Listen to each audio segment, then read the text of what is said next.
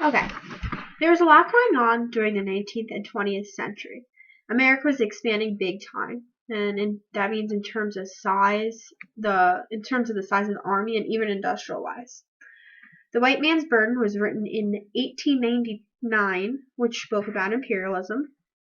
According to dictionary.com, imperialism is the policy of extending the rule of authority of an empire or nation over foreign countries. Now, according to Kipling, the White Man's Burden is ruling a different country or different types of people, not just the white man. Basically, what that means is that the white people had to govern and work with the non-white people in order to colonize.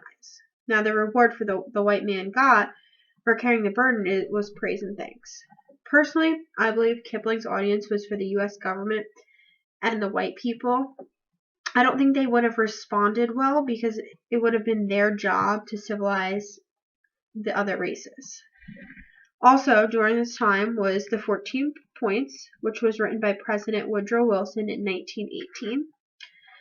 The main message in the 14 Points was a strategy for ending war. That's basically what it did. It was to end World War I, essentially.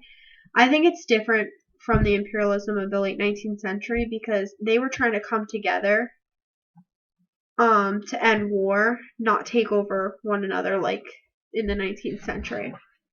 For Wilson, they wanted to give every country what they deserve. Each country would become independent instead of civilizing with America. As far as the 14 points relating to us as a society now, I think in terms of some of the points we still follow, but some of them we're like departed away from.